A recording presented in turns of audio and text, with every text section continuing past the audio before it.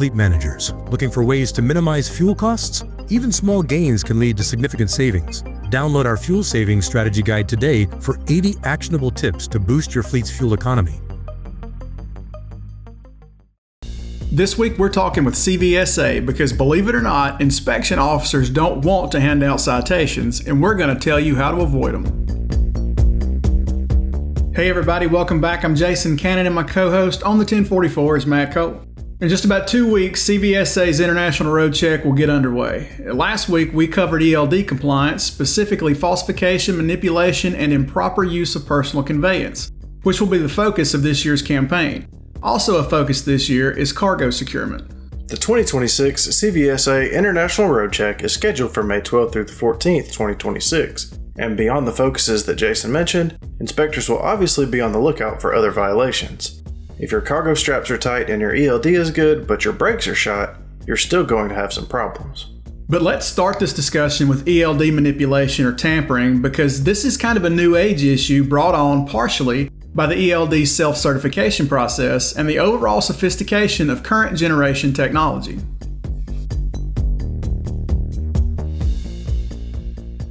Really, the focus with ELDs is tampering, and it's a form of falsification. So it'll be this year when we do this, it's going to fall under the false records of duty status category for numbering and everything. And I don't think a lot of people understand what tampering actually is. When we're talking about tampering, we're talking about these shady devices that are out there that are able to be hacked, essentially, and they use AI technology. Like, it's terrifying how quick it works. If I turn on my blinky lights and pull a truck over, the driver is immediately texting this ELD provider. It's not their company. It's an ELD provider saying, hey, I'm getting pulled over. And within 2 minutes, that thing is perfect. The ELD it's completely fictitious, but all the locations match, and they're even falsifying their supporting documents electronically and providing those to the inspector. So it's definitely a form of falsification, and it'll fall under that category.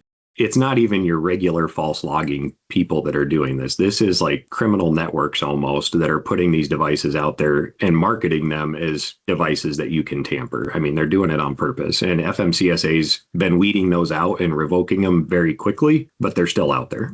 If a driver hands over a device that has been manipulated by the provider, they may think they're in the clear to get away with it. But Jeremy says there's always a crumb trail. There's internal data built into that system that they can, if they know what they're looking for, they can identify it and see that some of the technical data has been altered, but you really have to know what to look for. And so again, this wasn't on our radar before, now it is, and we've been putting out training to inspectors on some of the internal diagnostic type things they can look for to identify it better. Now, if that's the new age tampering and falsification, what's the old school way? Because you don't want to do those either. I kind of look at it like a difference between like a general falsification and tampering. So a general falsification would be like personal conveyance. You're driving when you really shouldn't be driving. You're actually going to deliver a load. You're misusing personal conveyance. So you're claiming off-duty time when you really should be claiming driving time. That's a pretty standard one. I can still track you, like on an ELD. I can see the vehicle was moving. I can pinpoint where you were at each step of the way. So that is a traditional falsification, right? Tampering would be more like either scrubbing the logs like we talked about, or a driver unplugging it, driving 500 miles and then plugging it back in. There's a big mileage jump, but you have no idea what they did during that time period. They tampered with it. Like by definition, tampering is altering, re-engineering, reprogramming, or disabling an ELD. So in that case, they disabled it. That's tampering. They're two different regulations, but they're both a form of falsification, if that makes sense. So another one would be what we're seeing a lot of the time now is drivers.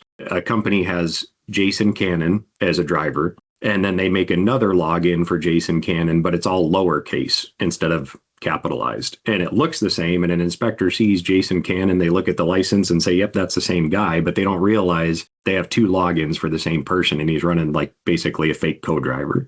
So that would be another form of tampering because they're using fictitious logins and tampering with the device to get more hours. So that's kind of the difference.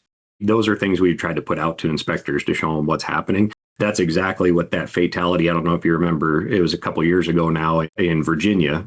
There was a bus that got rear-ended by a semi-truck, and the truck driver never touched his brakes, just slammed into the back of it, killed 9 people. And NTSB went in and did a very thorough investigation, and that's what they found. It was one driver He had 2 logins that were extremely similar. They changed like 1 digit in the license number, so you wouldn't really notice it. And he was basically running, 20-hour days, 20-hour days, and clearly was fatigued. So, yep, it's been around for a while. Inspectors will also be checking for cargo securement. You may think this really only applies to flatbedders, but that's not the case at all. It's definitely more prevalent with flatbeds for sure, but you're still responsible for cargo securement inside the van trailer, especially if it can affect the maneuverability of the vehicle. So yeah, if you're hauling a load of like packing peanuts that don't weigh anything, I couldn't care less if it's tumbling around in there. It doesn't really matter. But if you're hauling paper rolls in the back of there that weigh 10,000 pounds a roll, or metal coils, which are common intermodal bulk containers that have hazardous materials a lot of the time, all of those things have to be secured and properly secured. You'd be amazed. I mean, people transport cars in the back of van trailers and they don't secure them. They'll just set the parking brake and put it in there and drive 2,000 miles. So things like that still have to be secured, even if they're in a van trailer. Oh, but my load is sealed and I can't inspect it. Well, that's not really an excuse, and trailer seals aren't really even the gray area that you might think that they are. We all know that a lot of trailers are picked up and they're sealed loads. They already have a bolt seal on the trailer. They're told not to open the trailer. I always get asked, am I responsible for that as a driver? And unfortunately, the answer is yes. And it's not just an inspection issue. I mean, it's a liability issue. Obviously, you're driving that truck, and if something happens and somebody gets hurt or killed or whatever, try to convince an attorney you're not responsible for that. It's not going to happen. So the fact is, a couple of suggestions. If you have an enclosed trailer, either ask the shipper if you can supervise the loading of it or watch them load it to make sure that it's secured properly. If you're not able to do that, then my other suggestion would be to have them sign a statement or something saying that it was loaded in accordance with the regulations and everything was properly secured. It gives you something to fall back on, because I think a lot of people just figure it's sealed. I can't do anything about it. But ultimately, you're the one responsible for it if you're driving that load. So I know that that's not ideal, but it's a fact.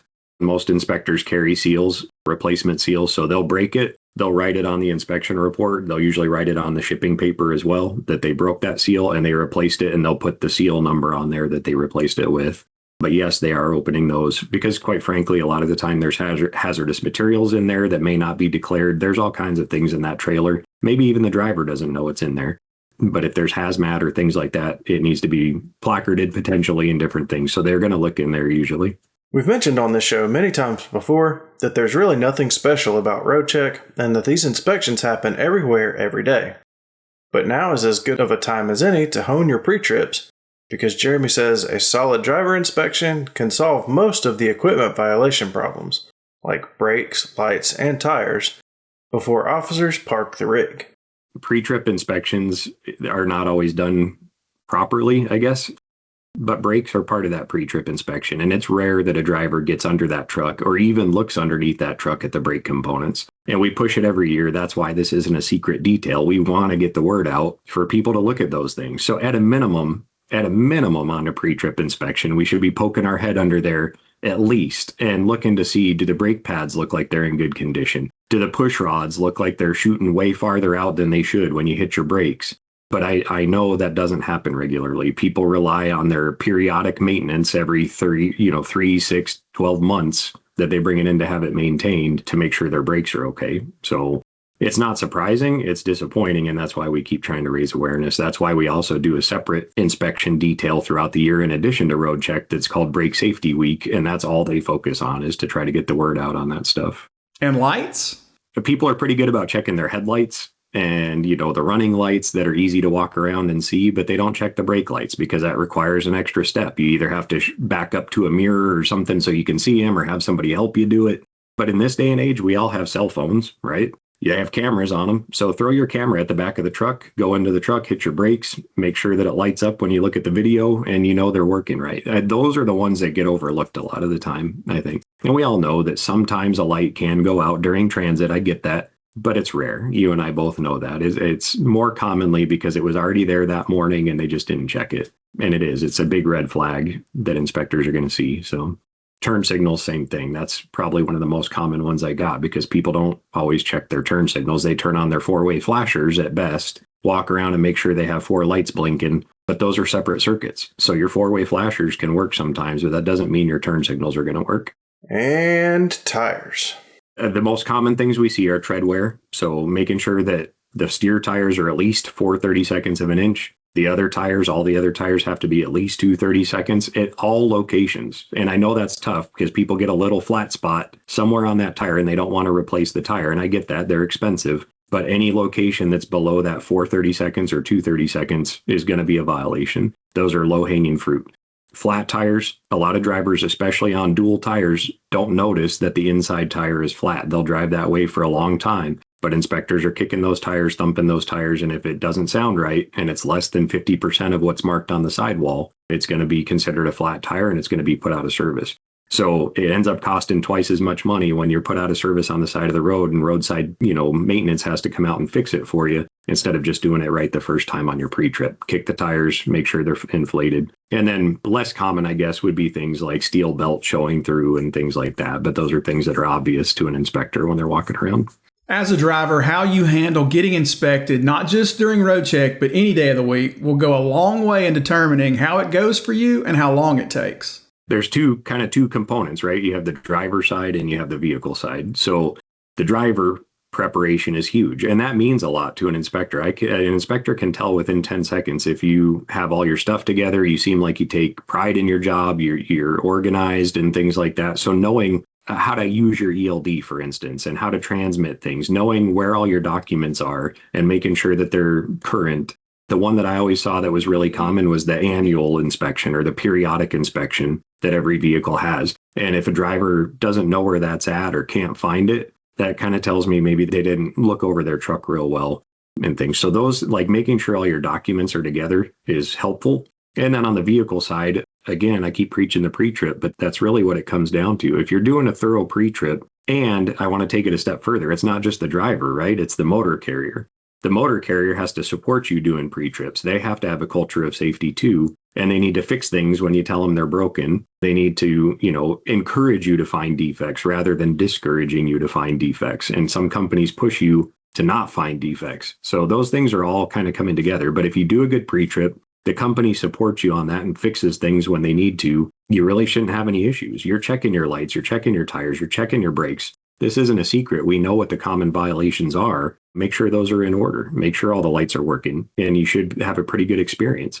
I will say one thing. Last year, if you noticed, I think we did roughly 56,000 inspections during Roadcheck. There were 70-some thousand violations discovered. So it comes out to like 1.4 violations per inspection on average. But tons of those inspections are clean inspections, right? So some of them have 10 defects, some have none. And so this can be a positive thing. Everybody wants their truck inspected because it helps their safety rating. As long as there's no violations, it's a good thing. So this is your opportunity to go get an inspection. And as long as you have your stuff together, this will help your company. It'll help your insurance rates. It'll help all that stuff by having a clean inspection. So I think people view this as a bad thing on the industry side, and it's really not. It's very helpful in some ways. That's it for this week's 1044. You can read more on ccjdigital.com. While you're there, sign up for our newsletter and stay up to date on the latest in trucking industry news and trends. If you have any questions or feedback, please let us know in the comments below. Don't forget to subscribe and hit the bell for notifications so you can catch us again next week.